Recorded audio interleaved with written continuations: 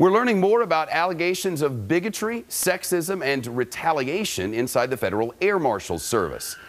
We first brought you this story on yesterday, and now government investigators have released the full report.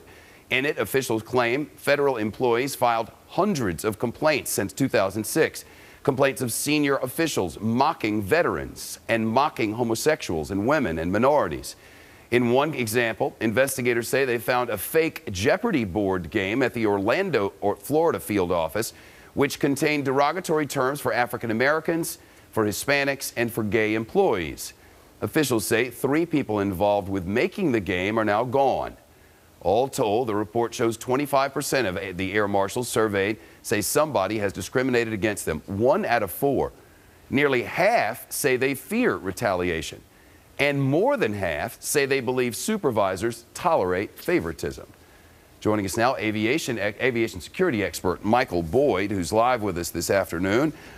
He's president of the consulting firm Boyd Group International, and live with us this afternoon. Okay, now what are we supposed to make of all of this? I mean, there are a lot of complaints, hundreds and hundreds and hundreds of them. Well, it's just one more indication that Homeland Security is a joke. I mean, when you have harassment like this of the employees trying to keep us safe, we're not safe. So until we get better people at the top and credibility at the top and accountability, this isn't going to get fixed. Well, I think a lot of us remember when the phrase Department of Homeland Security first entered the lexicon, when everybody was trying to figure out what it was going to be, and the fears that it would be this enormous, bloated, heavily bureaucratic, unwieldy, inoperable thing. And is it your assertion that that's exactly what it is? Oh, that and more. I mean, TSA was supposed to be 16,000 people. It's 65,000 and growing. No accountability whatsoever. People running it don't know anything about security. The person running Homeland Security was governor of Arizona, which had the most porous borders in the land. So what do you expect? It's really the pointy object patrol, not security.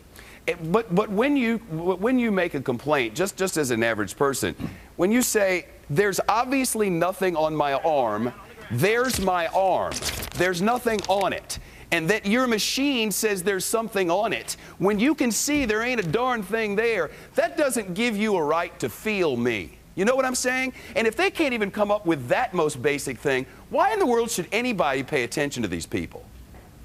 Well, right. And remember, the victims there, too, are the people in the blue shirts and the sky marshals themselves. It's the workers at the TSA and at Homeland Security that are being abused by bad management, too, because they're forced to do this kind of nonsense. You know, you can't have pride in that kind of an organization. Do we need to start over with a new philosophy and a new management structure and new ideas about what makes us safe and what instead just gives us the feeling that we might be safe?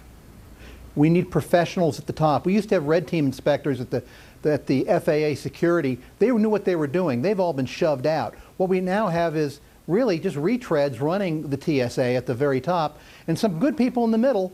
But we have to start again and start right from scratch because it's not a security organization. It's a giant bloated bureaucracy. It sounds, when you've got half the people saying they fear that they're going to be discriminated against and 1/4 of them saying they've been retaliated against, you would think that they could figure out themselves that they need to get a new handle on this matter.